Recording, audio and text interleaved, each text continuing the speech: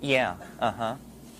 So what does it tell you? How does it... I don't know quite what to make of it, you know. I don't know why. And Claudio Naranjo gave ayahuasca, gave harmaline to urban people in Santiago, Chile, stockbrokers and advertising executives, people who had no connection to the jungle, and they reported jaguars, giant snakes, jungles, and black people. So this, to me, is a tremendously fertile area for Jungians, for morphogenetic field people to look into. Psychics have claimed, since who knows how long, that by holding an object in their hand, they could penetrate its past states of being. Well, it's like all these other occult claims, in my experience, mantra, yantra, yoga posturing, past life recovery. For me, none of these things are possible unless I'm stoned. Then they all become possible. It's just like you just throw the switch. Suddenly mantras work. I can chant mantras till hell freezes over in an unstoned state.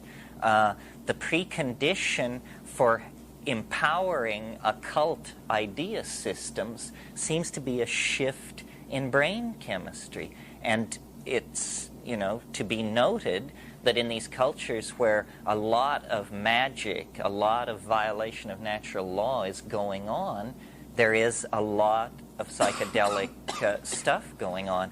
These ayahuasca shamans, say among the Aguaruna Jivaro, for instance, which is a very no-nonsense tribe of head-hunting people in the Amazon, the shamans live continuously in a state of altered consciousness. I mean, they are taking this stuff all the time. It is a food item. And what it would be like to be the shaman of the Aguaruna in the jungle all the time, taking all this stuff, it's hard to imagine, because when you just do it once, all plants have auras, all plants have songs which can be extracted out of them. I mean, they are living literally in some kind of other dimension. Yeah. Devil's advocate, if I can, for a minute, about this whole idea of certain plants or certain substances have certain attributes or certain places that they take people to. I've had the ideation that you're talking about, the visualization of the snakes, the cats, the jungle, the pyramids, the whole Mayan Aztec jungle, the shamanic routine on LSD, on mushrooms, on ibogaine, and on yahe. And I've had clients that had that same ideation doing breath work. Well, So, yeah, this raises a real question. One of the things. The black people were on ibogaine, which I expected, but not the other part.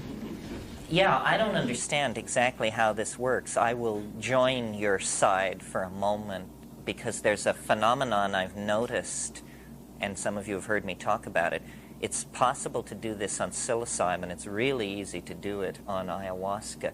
Ayahuasca, in a way, is somehow more open to suggestion. These other things have their own agenda. Ayahuasca will work with you. But one of the bizarre things that you can do on ayahuasca is you can suggest a period, like, let's say, Italian Baroque. You just say it in your mind. And paintings, altarpieces, architectural spaces, balustrades, vehicles, armament, saddlery, clothing, serving utensils, bowls, pewter, candelabra, all of this stuff will begin drifting toward, and it is high Baroque. In fact, it is more Baroque than the Baroque. It's obviously what they were shooting for, you know? And then you just say dynastic Egypt, a hawk-headed guy, and then you say Art Deco. and thousands of cigarette lighters, coffee tables, and more intensely realized than you ever actually encounter these things in real life. Well, now what does that mean? I have no idea. First of all, the possibilities seem to be that what we call styles or what we call motifs are actually categories in the unconscious. But the amazing thing about it is, having looked at the Italian Baroque, dynastic Egypt, and Art Deco, you can also say to it, "So surprise me." And suddenly, it can surprise you 100%. It can show you objects that you cannot place to any set of motifs, any historical period, past, present, or future. And then you can say to it, "Surprise me again." And it gives you surprise B, which is completely different from surprise A and also not related to any known style. So then you say, well, are styles categories in the unconscious, and how many of them are there? And what does it mean then for a group of people in 1680 or 1930 to suddenly find one of these places and punch into it? And then another question is there a necessary historical progression, or is it by chance? In other words, could the political world of the 16th century have lived with the design motifs of Art Deco? Could we have had Columbus arriving in America in a ship consonant with the best canons of Bauhaus design? Strange questions, friends. Is there necessary succession in style, or are these things pure chance? So, I don't know, returning to and responding to your demonic advocacy, it may be that going to Tikal preconditions you, that pushes the button, and then when you take the psychedelic, you discover that the high Mayan, the classic Mayan button had been set, and then you find all this stuff. It's a little more bewildering to have it happen in your living room.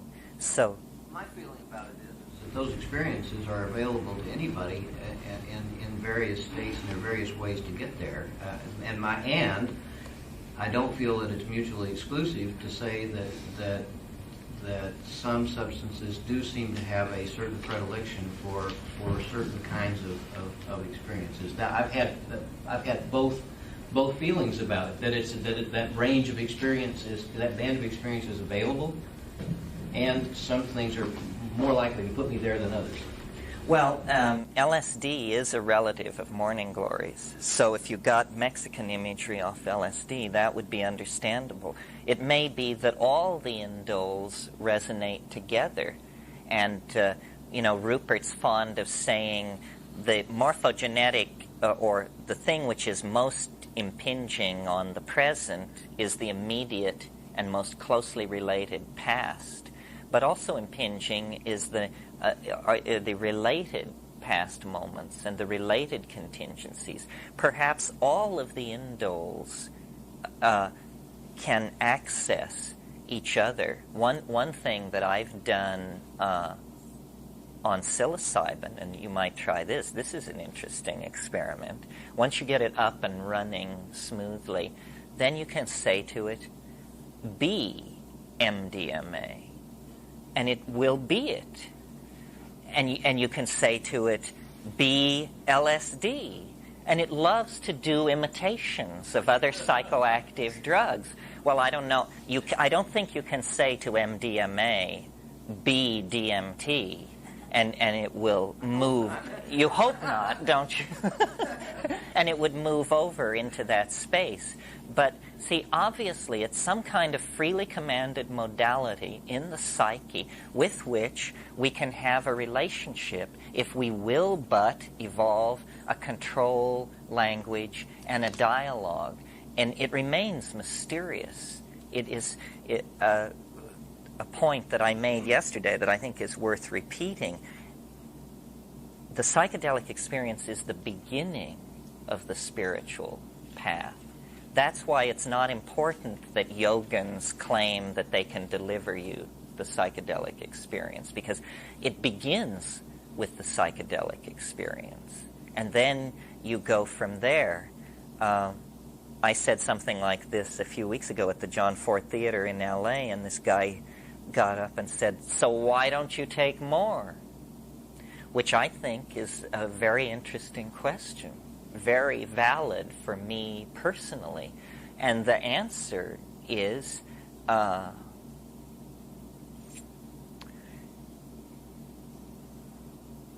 our whole lives we conceive of spiritual development as looking for the answer. You know, is it Taoism? Is it diet? Is it Tantra? We look for the answer. And I think we have become so accustomed to looking for the answer that it's never really entered our minds what it would be like to find it. To have it, yes. And once you come face to face with these psychedelics, the trail ends that you have found the answer. Not because perhaps because you're smart, perhaps because you're lucky, perhaps because you deserved it, perhaps because you hang out with the right people. You have found the answer. Now the question is, what the hell do you do with it? Because the answer is going to make hash out of your life, because your life is based on living without the answer. So suddenly, it's not, I want to be an enlightened being, I want to be a shaman, I want to be a Taoist, I want to be a yogi. Be it. See how you like it. So the answer to the question, why don't I take more, is because I'm attached, basically. It is entirely my own attachments that now impede my spiritual growth. Nobody's holding me back. Nothing is holding me back except my sense of the awesomeness of what is now possible. And this is true of everybody who reaches a certain point. Think of the Taoist sage on Cold Mountain who has been up there in the fog and the mist and the rock escarpments for 30, 40, 50 years. And the people in the village occasionally mention him to each other and say, is old Fu Si still alive? Has anyone seen him recently? And someone will say, oh yes, I saw him 3 years ago across a valley gathering wood, but when I approached, he ran further up the mountain and disappeared. To be Fu Si is entirely possible, to actually attain what we have previously thought of as unattainable spiritual accomplishments. But I don't think it can happen without leaving everything. Do you really want to be a Taoist hermit circulating the light for 200 years in a cave high up above timberline? You can, there's nothing stopping you once you understand that this psychedelic vehicle is available. I'm appalled at that. I mean, it's one thing to change your life to be nicer to your coworkers. It's quite another to change your life to be incomprehensible to 99.9% of all humanity. So once you have the psychedelic tool in hand, then real choices have to be made. What is this to you? Is it simply something that you do once or twice a year to affirm to yourself that it's possible? Or is it something that you can use in some way for your good and the world's? That's sort of where I have come to rest, and I hope it's not a delusion. But I think that there are ideas out there, and that they don't do any good out there, that they only have efficacy if brought into 3 dimensions. And there are all kinds of ideas. In fact, they are all ideas. So we're talking about a more efficient internal combustion engine, how people can learn to love each other, how to save the planet, the most efficient way of packing crackers in a box for long shelf life and low destruction of their structural integrity. It doesn't matter what the problem is. The answer can be found out there. Well, it puts people who are into this psychedelic thing in an entirely different stance from all other spiritual seekers, because all other spiritual seekers are furiously seeking. Psychedelic people are holding it back with all their power, because they are in the presence of the mystery. And then the trick is to get a spigot on it so that it can be turned on and off rather than just coming at you like a tidal wave a mile high and 20 miles wide. So it's a different problem, an embarrassment of riches, an embarrassment of access to past, present, future, alien dimensions, mantra-hoarding elves, and promise-bearing demons. And so, strangely enough, it creates a certain kind of conservatism. Now, I don't think that everybody realizes this. Many people take psychedelics in order to prove to themselves that they can, and then gain acceptance from their social group. It's a way of fitting in. But those people, you can always evade the mystery. Not always. But if you're trying to, from the get-go, you can evade fully confronting the mystery. And but if it's what you want, you will quickly discover that you have hit the main vein, and that changes the rules of the game pretty entirely. They'll do it up to a point, and then it's particularly sophisticated psychologists and people like that say, well, it'll take you so far, but then there's something else, and you have to quit doing this and give it up and do something else. And my experience is what that is. It's not true. That if you want to keep doing it, it'll take you as far as you want to go. That's what I think. I think people who quit doing it see something, detect. Because what it is if you think of the self as a diamond, and you begin to, and then what the psychedelic is pressure on the diamond. Well, you can raise the pressure to 1,000 pounds per square inch, and there are no structural flaws.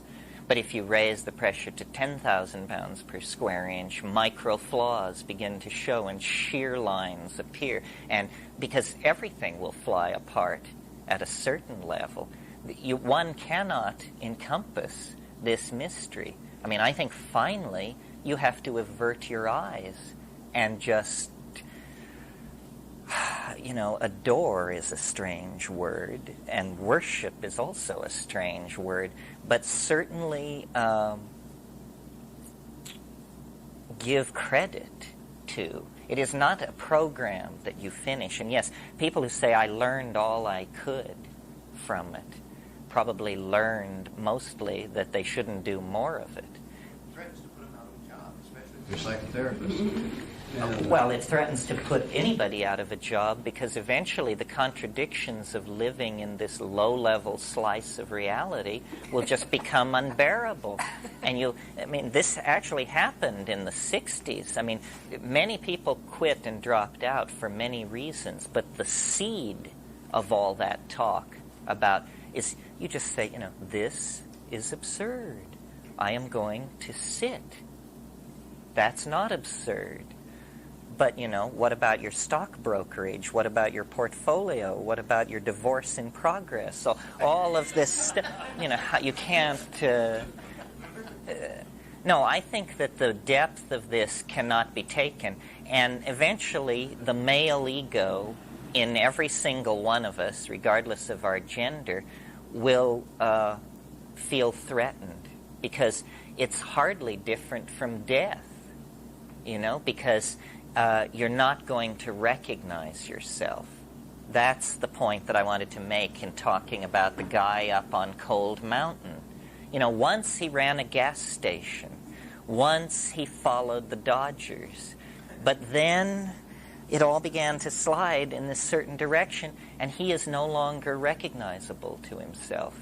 Carlos Castaneda has Don Juan say, "You must lose your personal history."